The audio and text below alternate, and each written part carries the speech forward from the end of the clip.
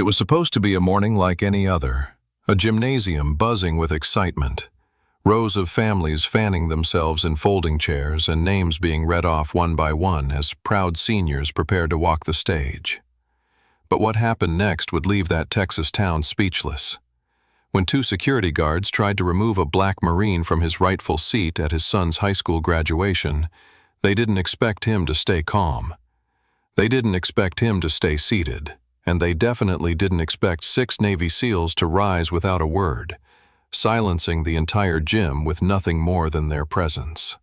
This wasn't just about one man refusing to move. It was about what he stood for, and the legacy that stood with him. Before we go any further, comment where in the world you are watching from, and make sure to subscribe because tomorrow's story is one you don't want to miss. Calvin Strickland never liked ceremonies. Not weddings, not medals, not homecomings. He found comfort in silence, in motion, in work. But this day, this moment, was different. His son Jalen was graduating, and Calvin had promised with a heart still aching from the hole his wife left 2 years ago, that no matter what, he would be there. Not late, not halfway, not virtually. There. He left Temple at 3:47 a.m., not because he had to, but because he couldn't sleep. The Dodge Charger still smelled faintly of her. Cherry lip balm, vanilla air freshener, and something else he couldn't name. He drove in silence, the kind that stretched long and quiet over backcountry highways. No music, just the hum of the engine and the echo of memory. 8 hours, 2 gas station coffees, and a stretch of I-35 later, he pulled into the gravel lot behind Elm Ridge High School, blinking away road dust and history. The school looked like 1,000 others across small-town America. Red brick stained by time, flagpoles creaking in the wind, bleachers folded tight against the wall of the gymnasium. But to Calvin, it looked like something sacred, the place where his boy, his only boy, would cross a stage, diploma in hand, and take the first step into a world that had not always been kind to men like them. He parked near the back gate, a few feet from the chain-link fence that rattled in the wind. Before he got out, he opened the glove box and pulled out a worn photograph, the corners curled with age. In it, his wife cradled baby Jalen, barely a week old, still swaddled in blue. He studied it for a moment, brushing his thumb across her face, then tucked it into the inner lining of his marine dress blues. "I made you a promise," he murmured, his voice low but steady, "and I don't break those." The parking lot was already filling. Grandparents on walkers, kids holding balloons, fathers in polos and pressed jeans. No one looked twice at the Charger. But when Calvin stepped out, the scene shifted. The sun caught his brass buttons and his polished boots, casting sharp reflections onto the pavement. People noticed. A few eyes lingered. Some nodded respectfully. Others turned away too quickly, as if his presence disrupted the natural order. But Calvin didn't flinch. He never did. His spine held firm, like a flagpole in a storm. Inside the gym, the air was heavy with anticipation and floor wax. Metal chairs scraped the varnish, and banners stretched from one basketball hoop to the other. Class of 2024, aim higher, go farther. A band of students tuned their instruments near the bleachers.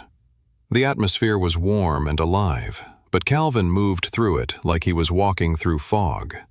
All he could see was the stage.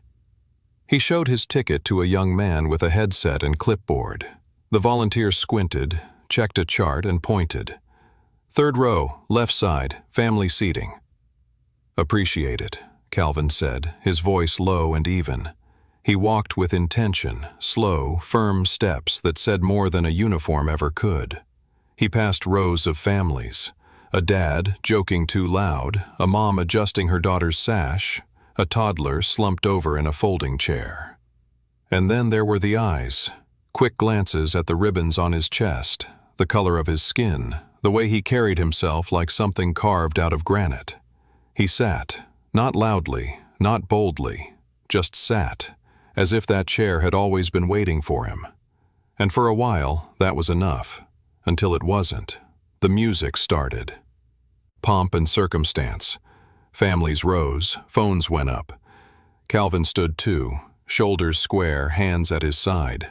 The national anthem followed, and while others placed their hands over their hearts, Calvin simply remained as he was. His presence was a salute. But before the last note had even faded, they came. Two men in black polo shirts and cargo pants, earpieces dangling, radios clipped to their belts. They didn't wear badges, just corporate patches, Harlan Security Services. One tall, chewing gum like he was bored already. The other short and stocky, eyes scanning like he was hunting something. They moved with purpose. And they moved. His instincts, those fine-tuned by war and worry, registered the shift in air pressure, the pause in footsteps nearby, the subtle ripple of something about to go wrong. He didn't know their names, but they were about to know his, and before that Jim had time to process what was happening, before anyone realized this was more than just a seat assignment gone wrong, the room would change. What followed wouldn't be loud, it wouldn't need to be, because some men don't need to shout to be heard. Some men are the silence that makes others stop talking. And today Calvin Strickland would remind an entire room what that looks like. Calvin Strickland sat in the third row on the left side of the gymnasium, right where the young volunteer with the clipboard had told him to. His boots were flat on the floor, his shoulders squared, his hat resting gently on his lap. He didn't fiddle with his phone, he didn't shift in his seat. He just watched the stage, still, quiet, anchored. The kind of stillness that comes only from years of discipline and longer years of grief. He had lost men overseas, lost his wife to cancer, and held his son through heartbreak. Compared to all that, waiting through a high school graduation wasn't something that rattled him. But people were watching him. Not openly, not rudely, just watching.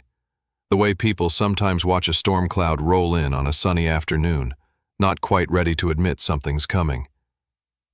The band warmed up again, programs rustled. A child somewhere behind him kicked the back of a seat until her mother snapped a warning. The room was shifting into the rhythms of ceremony. Then came the footsteps. Slow, deliberate. Not hurried, not panicked, but purposeful. The kind that made Calvin's spine instinctively adjust. He didn't look back. He didn't need to. The air told him more than most people ever could. The two men appeared in his peripheral vision. They weren't police. That much was obvious. Their uniforms were casual, black polo shirts tucked into tactical pants, radios clipped to their belts, plastic security IDs swinging from lanyards. One was built like a linebacker, barrel-chested with a shaved head and narrow eyes. The other was tall and rangy, chewing gum like it was a statement. They paused just to his left. For a second, no one said anything. Calvin didn't turn to them. He didn't shift. He just kept his eyes on the podium. But his awareness widened, and with it came the slow realization that several heads were beginning to tilt in his direction. The short one stepped closer and leaned down, just enough to be heard. "Excuse me, sir," he said, voice low and clipped. "We're gonna need you to come with us." Calvin turned his head slowly. He took in the man's face, tight jaw, furrowed brow, a name patch that read Garrett. He didn't react, didn't raise an eyebrow, just asked plain and calm, "Is there a problem?" The taller one, still chewing, stepped forward. His badge read Lowry. "Yeah, this area's reserved for immediate family," Lowry said, not quite making eye contact. "We were told it's full." Calvin reached inside his jacket, slow and deliberate, and pulled out the same printed ticket he'd shown at the door. He held it between two fingers, steady. "This is my seat," he said. "Third row, left side, family seating, confirmed." Garrett didn't even look at the ticket. "Yeah, we heard, but it's overbooked. You'll need to move to the back." He said it flat, like it was procedure, like it didn't matter who he was talking to, like the uniform Calvin wore was just another dark blue jacket. Calvin let the silence settle between them before responding. "It was full when I sat down too," he said, voice calm. "You want to tell me who gave that order?" Lowry shifted. The gum chewing stopped for a beat. "Look," he said, tone leaning toward casual now. "We're not trying to cause a scene here. There's plenty of room in the back. Let's just not make this into something it doesn't need to be. Calvin turned fully toward them now, not aggressive, not defensive, just deliberate. "I drove 8 hours to see my son walk across that stage," he said. "I'll be sitting right here." A few rows away, someone stopped mid-conversation. A father lowered his camera. A woman nudged her husband and nodded toward the unfolding exchange. Garrett straightened and looked around as if realizing that other people were starting to notice. "Sir," he said, firmer now, "I'm going to ask one more time." "You can ask all day," Calvin said. His voice had dropped just slightly, deeper, more resolute. "I'm not moving." Lowry made a sound, a cross between a laugh and a scoff, and added, "Maybe you'd be more comfortable in the back. That's all we're saying." And there it was. The phrase dropped like a lead weight. It wasn't about logistics anymore. It wasn't about policies or seating assignments. It was about something older, something slower, something that had followed Calvin for most of his life, in waiting rooms, in interviews, in checkout lines, even in uniform. Just behind a smile, just under a whisper, "Maybe you'd be more comfortable in the back." Calvin's jaw didn't move, but something behind his eyes did. Not anger, not yet, but something deeper, a shift, a click. He turned his head forward again, not acknowledging the comment, and let the silence stretch. A woman beside him, white-haired, pale-skinned, maybe in her late 60s, leaned slightly toward him and whispered, "Don't you let them move you." Calvin gave a small nod, nothing more. Lowry leaned in again, dropping his voice like he was trying to regain control. "You got a problem, take it up with the office," he said. "We got our orders." Calvin turned back to him, slow and steady. "You got a name, son." The guard blinked. "It's Officer Lowry." "Not officer," Calvin corrected calmly. "You're private security." Garrett stepped in now. "All right, that's enough. If you don't stand up," but he didn't finish the sentence, because at that exact moment, a gym door creaked open on the far end of the room. And in walked a man. No uniform, no badge, just a tall frame, broad shoulders, and a face that had seen battlefields more dangerous than this gym could imagine.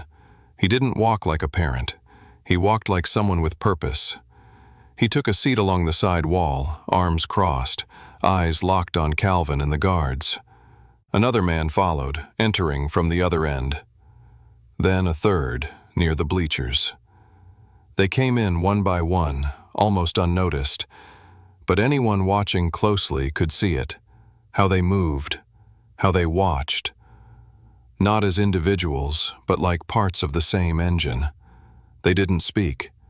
They didn't need to, because their presence said everything. Calvin didn't turn around. He didn't need to. He knew exactly who they were. But Garrett and Lowry didn't. Not yet. They stood there, still hovering, still clinging to whatever sliver of authority they thought they had left. But the room had changed. The air was thicker now, charged with something that wasn't fear, but respect. Old, quiet, and undeniable. The guards didn't notice it right away, but the crowd did, and soon, so would they. What happened next didn't come with a raised voice or a flash of violence. It didn't need sirens or threats to shift the gravity of the room. All it took was a single man, Creed Harper, to stand.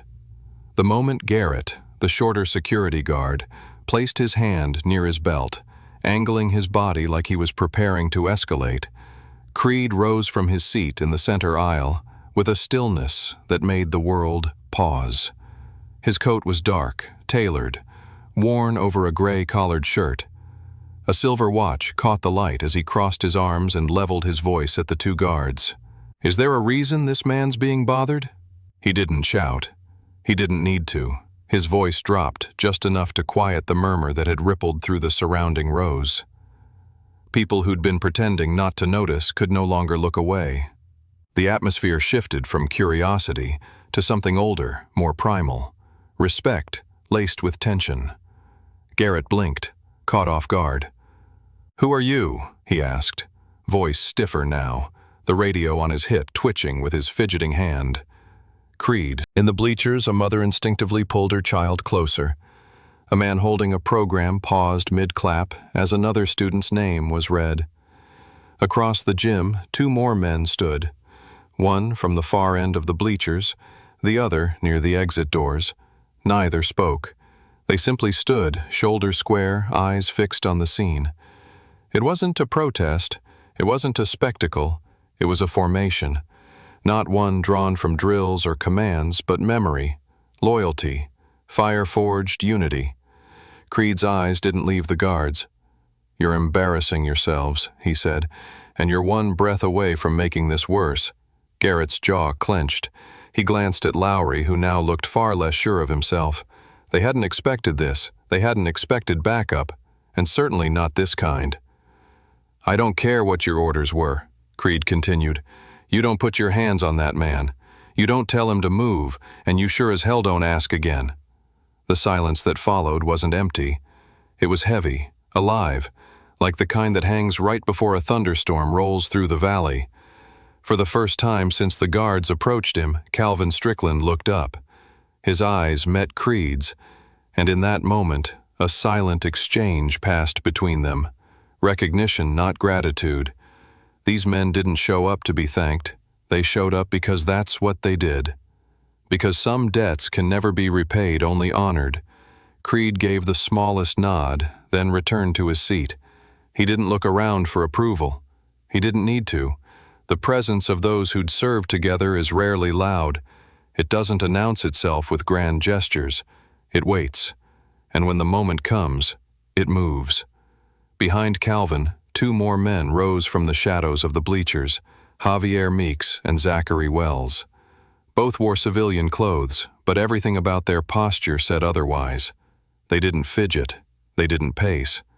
They stood like they were back in uniform, back straight, breathing controlled, hearts beating in sync with purpose, not panic. From his seat, Calvin could feel the shift. The temperature in the gym hadn't changed, but something deeper had. A new center of gravity had formed, and it pulled everyone with it. Garrett, sensing the pressure, looked toward the stage for help. A school official at the far end waved subtly, then began whispering urgently to the principal, who motioned to an assistant with a walkie. But it was too late for quiet solutions. Lowry took a step back. Not far, just enough to betray his discomfort. The gum he'd been chewing was gone or swallowed or forgotten entirely. Garrett wasn't ready to retreat. He stepped closer again, closer than necessary. His belt brushed Calvin's knee, and his voice dropped low, almost a growl. "This your last warning," he said. Calvin didn't blink.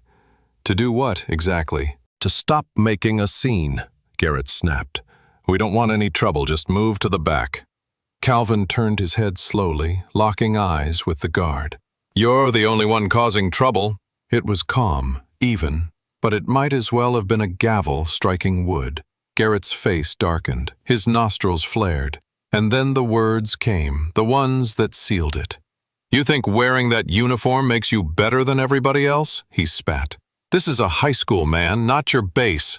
A hush fell over the gym like a dropped curtain. A little girl who'd been fidgeting went still. A father with a camera froze mid-zoom. Even Lowry stepped half a foot back, as if those words landed heavier than expected. Calvin inhaled, not to calm himself, just to remain grounded. His voice, when it came, was even softer now. "You need to walk away." Garrett didn't. Instead, his hand dropped, not on a weapon, but close enough to speak volumes. His fingers hovered near his radio, maybe instinct, maybe threat.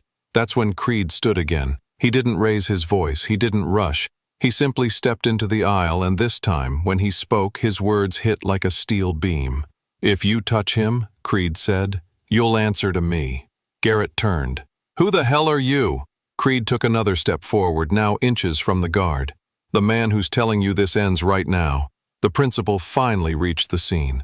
She whispered something to Lowry, quick, pointed, and urgent. The younger guard turned pale. Whatever she said, it was final. More SEALs stood, all 6 now visible.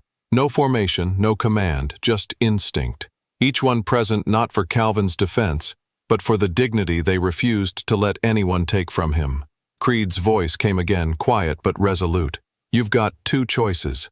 Walk away now or watch this go somewhere you don't want it to go." Lowry cracked first. "Let's just back off," he muttered. "Let's go." But Garrett held his ground a beat longer, chewing the moment like gravel. That's when Calvin spoke again, not to the guards, but to Creed. "Don't waste your breath," he said. "He already made his decision." Creed didn't smile. He just nodded slightly, then added one last line, a dagger in velvet. "Don't mistake silence for weakness." That was it. Garrett's hand fell away. His shoulders sagged, not in defeat but in realization. He was outnumbered and worse, outclassed. The principal leaned in again, firmer this time. Garrett and Lowry turned without another word. They walked toward the back exit, heads down, tension trailing behind them like smoke. They didn't look back. They didn't have to. Because by then, every single person in that gym knew who'd won. Not with volume, not with violence, but with presence. And seated in the third row, Calvin Strickland exhaled slowly, his eyes back on the stage, his focus never shaken. Behind him, 6 silent warriors remained standing, not in defiance, but in honor. Not for show, for something far deeper than the guards or the crowd could begin to understand. And from the student line near the far wall, Jalen Strickland watched it all, his hands clenched at his sides. His father hadn't moved, but everything else had. From where he stood in line near the wall of the gymnasium, Jalen Strickland had a clear line of sight to the third row, just left of center, where his father sat like a granite statue in dress blues. The kind of figure you could pick out even in a sea of movement. Jalen didn't hear everything being said, too much distance, too much noise, but he didn't have to. Body language said it all. He knew that posture, the calm in his father's shoulders, the deliberate stillness in his jaw. It was the same expression he'd seen a dozen times growing up.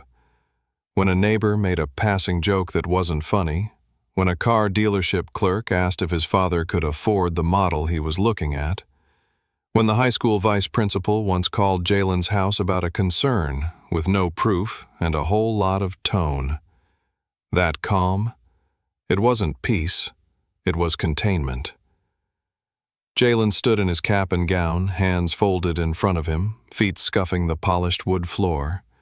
His heart pounded, not from nerves about walking the stage, but from the storm brewing just rows away. His classmates chatted nervously around him, adjusting gowns, whispering about who was going to trip, who forgot their name card, who had too many tassels on their cap. But Jalen had tuned it all out. His eyes never left the scene at the front. When one man stood, Creed Harper, though Jalen didn't yet know the name, it caught his attention.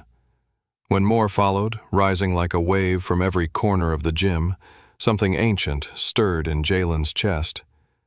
Those weren't just fathers. Those weren't PTA members or school officials.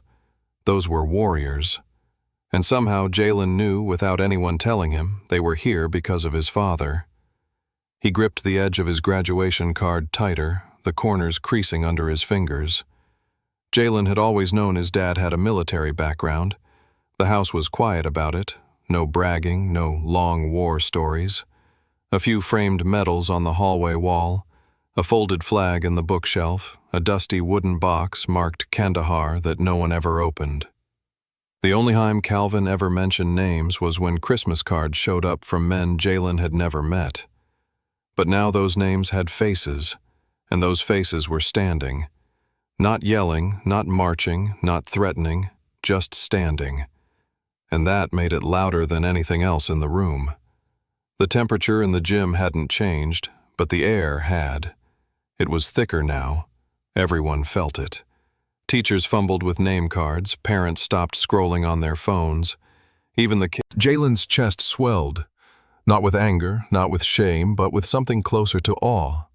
Here was his father, outnumbered at first, being pressured, quietly disrespected by 2 rent-a-cop guards who had no idea who they were talking to. But Calvin Strickland hadn't budged. He hadn't raised his voice. He hadn't made it about ego or power. He just stayed seated. That was the kind of strength Jalen had only ever seen in glimpses. In the way his father consoled him after a tough basketball loss, or when he patched up the sink himself instead of calling someone. In the way he looked at Jalen's mother's photo every morning, Even after 2 long years of silence where her voice used to be, now the whole gym could see it. When the guards backed down and the SEALs remained on their feet, Jalen felt something settle in him. A realization that manhood, real manhood, wasn't in how loud you could get, or how fast you moved to confrontation. It was in how steady you stood when everything around you tried to move you. A name was called up ahead, someone's cousin. Cheers erupted. But they faded fast, like background music to something more important. Jalen's own name was coming soon. The line inched forward. The girl in front of him, bright braids, hands trembling, turned and whispered, "You ready?" He nodded, his voice dry. "More than you know." Then he looked back once more toward his father. Calvin hadn't moved, still sitting, still focused, his hat resting neatly in his lap. His shoulders didn't slump. His hands were folded, his eyes locked on the stage. But Jalen could feel it now, the weight his father carried. Not just medals and memories, but silence, expectations, the invisible armor of dignity that doesn't get polished in ceremonies but forged in quiet acts of restraint. Jalen thought back to when he was 12, the time someone at school called him a name he didn't understand until he got home. He'd come through the door crying, fists clenched. His father hadn't said much then either. He'd just knelt down, wiped his face, and said, "You're not what they say you are. You're what you carry forward." It hadn't made sense at the time. It did now. Another name, another round of applause. The student in front of Jalen walked across the stage, stepping into her own moment. And then, his. The assistant principal called out, voice steady but heavier now, with a touch of something else, respect. "Jalen Strickland." The room paused for a second, half a breath, and then erupted.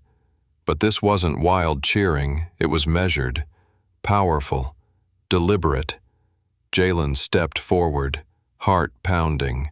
He saw the 6 SEALs raise their hands in unison, clapping not wildly, but forcefully. Not for show, but in salute. It wasn't noise, it was a message. "We see you, we see him, we honor both." As he crossed the stage, Jalen didn't rush. He didn't glance at the crowd or the camera his aunt was probably fumbling with. He walked with calm purpose, the same way his father had entered the gym that morning, shoulders back, steps steady, chin high. He took the diploma from the principal's hand, shook it once, then turned to face the audience, and found his father's eyes. No nod, no wave, just a smile. Small, controlled, but rich with meaning. The kind of smile that says everything without saying a word. Jalen blinked hard, fighting the sting behind his eyes. Then he nodded once, like a soldier returning salute, and stepped off the stage. The applause kept going. Some parents who hadn't clapped all day were now on their feet. Others wiped their eyes without knowing why. It wasn't just a graduation anymore. It was something else, something sacred. Jalen made his way back to his seat among the graduates, but his mind was still in the 3rd row. His hands still tingled from the weight of that moment, that transfer of something unspoken but felt. He could hear his father's voice, not aloud but in memory. "You didn't let anger steal your moment. That's what made you a man today." For a long time, Jalen had wondered what kind of man he'd become. Would he be fast to temper like his uncle, always explaining himself like his coach, trying to prove he belonged? But now he knew. He wanted to be like Calvin Strickland. And for the first time in his life, he realized he already was. The gym emptied the way theaters do after the final curtain falls. Some fast, some slow. Balloons bobbed over heads, cameras clicked with the last few posed smiles, and the smell of sweat, floor wax, and spring air swirled under the gym lights. But Calvin Strickland didn't move. He sat there, still in the same plastic chair, his polished boots planted, his hat in his lap, as if the ceremony hadn't ended, as if something still needed to be said, but not aloud. The 6 SEALs stood nearby, still not speaking, not posturing, just present. At the edge of the gym, Creed Harper glanced over, caught Calvin's eye, and gave the slightest nod. A gesture not for recognition or thanks, but something deeper, an unspoken confirmation that the moment had passed, but the bond had not. Calvin stood slowly, each joint stiff from sitting so long in rigid silence. The crowd was thinning, a few families still lingered, folding chairs scraped across the polished wood. A stray child shrieked joyfully near the doors. Outside, the Texas sun cast long shadows across the school lot, streaking red and gold light across rows of parked cars. Creed made his way over, his stride as steady as ever. He didn't speak right away. He stood beside Calvin, then looked out across the emptying gym like he was still watching for something. "You okay?" Creed asked finally. Calvin nodded once.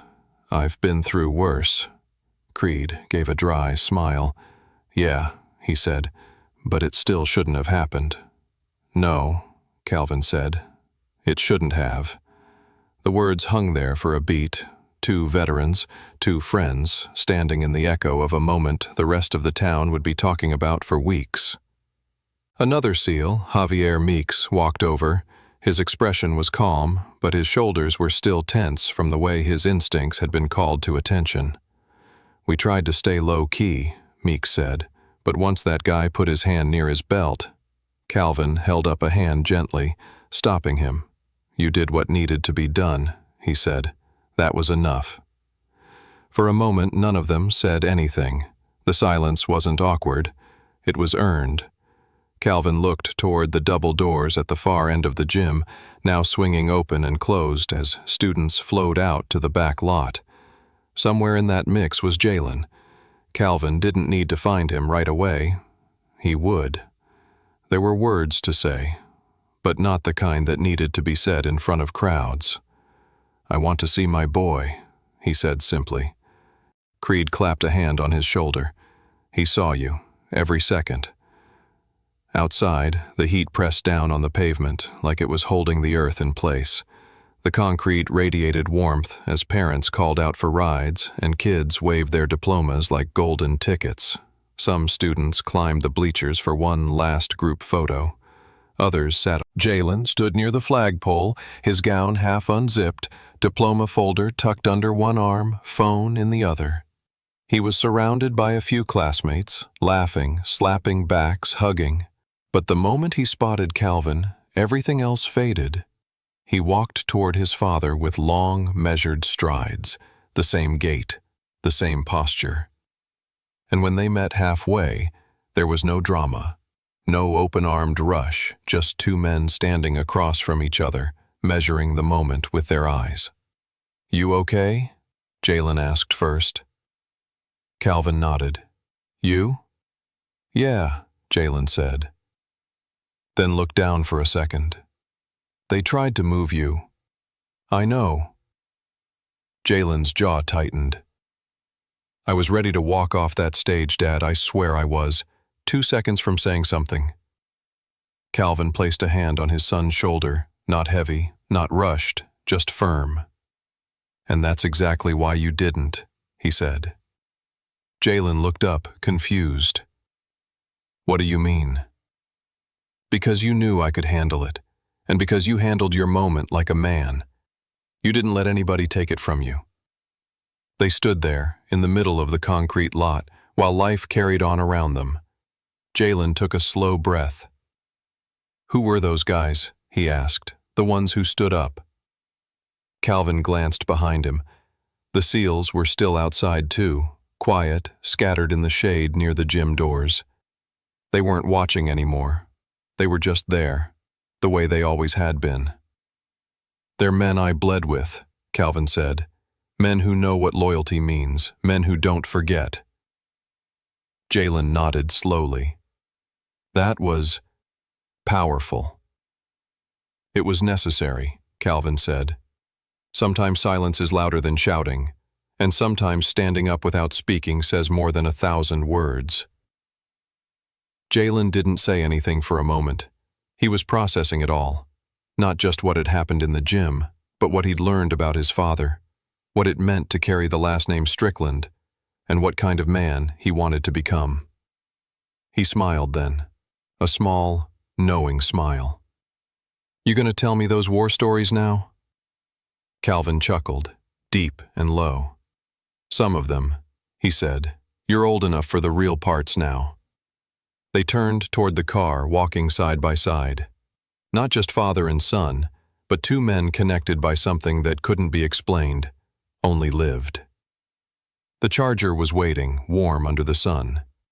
Calvin reached into his pocket for the keys, paused at the door, and ran a finger along the edge of the roof where a faint scratch still lingered. The one his wife had made, trying to strap a bike to the roof 10 summers ago. His face softened. That memory never faded. Jalen stopped before opening the passenger door.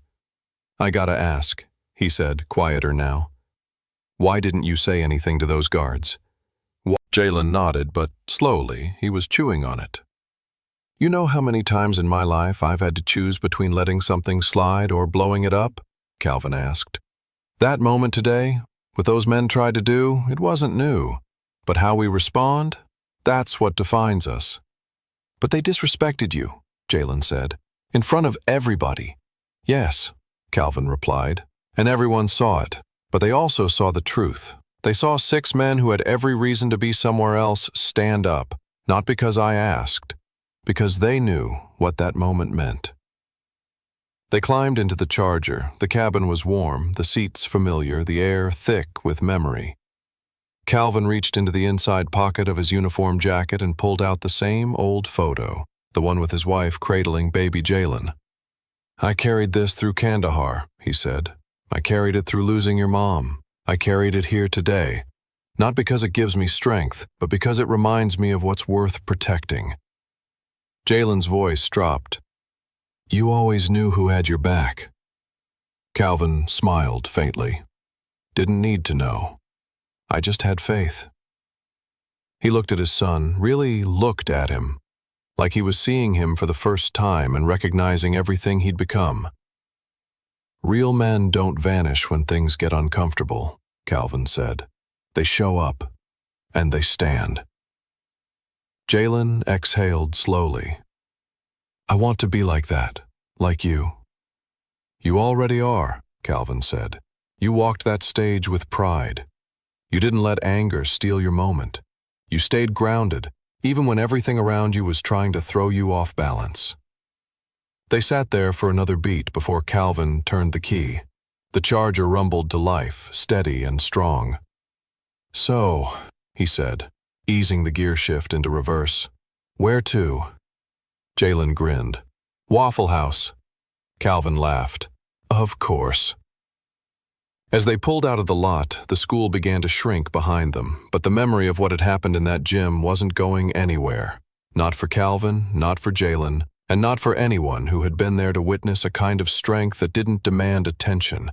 It simply stood and waited for the world to see it. By the time the Charger eased onto the highway, the sun had dipped just low enough to stain the sky in soft amber hues. Long shadows stretched over the landscape like memory itself, reaching backward, clinging to what had just happened. Jalen's feel, Calvin said, setly between having 6%. But inside the car, Calvin and Jalen Strickland weren't looking back, not really. They were both staring down the road ahead, riding in silence that was no longer heavy, but full, rich, settled. The school, the gym, the folding chairs and bright banners, all of it shrank in the rearview mirror. But what took place there in that 1 hour would live far longer than a high school graduation usually does. Because what happened wasn't just about a ceremony. It was about identity, legacy, Manhood passed not through blood alone, but by example. Back in the lot, most families had gone. A few still lingered, gathering flowers, carrying gift bags, chasing toddlers with half-inflated balloons. None of them knew the full story. They only knew they'd witnessed something different, something worth remembering. For Jalen, that day marked more than the end of high school. It was the day he understood that the weight his father carried wasn't stitched into his uniform or stored in a dusty footlocker. It was the kind of weight that doesn't make a sound when it's dropped. It just echoes in the way a man walks or stands or chooses not to speak when the world is itching for a reaction. Calvin hadn't tried to prove himself. He hadn't explained his right to be there. He hadn't told the guards who he was or what he'd done. He had simply stayed put. Let his history speak in posture, let his brothers speak with silence, and let his son see the kind of strength that doesn't flash, but lasts. And people noticed. The principal, once caught in the swirl of conflict, had reportedly asked the district for a formal review of Harlan's security services. Several parents had sent emails. A few students had taken video. None had gone viral yet, but it was only a matter of time. What mattered more was the shift in the room, the whispered respect, the quiet clapping from strangers who, until then, had never once seen Calvin Strickland, but now wouldn't forget him. Not because he made a scene, but because he didn't. That was the lesson. You don't always need a microphone to be heard. You don't need to shout to be remembered. Some men show their strength by raising their fists, others by holding their tongue. In the passenger seat, Jalen finally spoke. "That photo of Mom," he said, "you always carry it." Calvin nodded without taking his eyes off the road. "Since the day she handed it to me before my last deployment." Jalen was quiet for a moment, then said, "She would have raised hell if she saw what those guards tried." Calvin chuckled, soft and low. "She would have gotten kicked out before the anthem finished." They shared a smile, the kind that only comes after something hard has passed. Then Jalen said, more to himself than anyone else, "You didn't even raise your voice." "I didn't have to," Calvin replied. "When you've lived enough, been through enough, you learn that how you carry yourself matters more than what you say. A loud man might get attention. A steady man earns trust." Jalen looked out the window, then back at his father. "I used to think strength meant jumping in, saying something, fighting." "There's a time for that," Calvin said. "But the harder strength, the kind that lasts, that's the strength that stands its ground and lets others see the truth without needing to force it." The road stretched on, but the silence wasn't uncomfortable anymore. It was thoughtful, reflective. And in that quiet, Calvin gave his son the final piece of the day. "Life will hand you 100 chances to lose your temper," he said. "Most of them are traps. Dignity, it doesn't shout, it stands. And when it does, the right people notice." That was the real lesson. And Jalen carried it now, not like a speech, not like a quote to hang on the wall, but like an inheritance. It settled into his chest, beside the pride of walking the stage, beside the memory of 6 silent men standing as one, beside the moment he met his father's eyes and truly understood the man behind the uniform. In that sense, the day had given him far more than a diploma.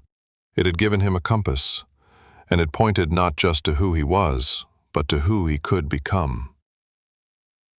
If this story moved you, if it reminded you of the quiet strength we sometimes overlook, the kind that shapes lives without ever needing applause, then take a moment to like this video, leave a comment, and subscribe to the channel. What does dignity mean to you? Have you ever witnessed a moment where silence spoke louder than words? Share your story below. We'd love to hear it. Your voice might just be the encouragement someone else needs today. More powerful stories like this are on the way, so don't miss what's next. Tap that bell so you're always in the room when it happens.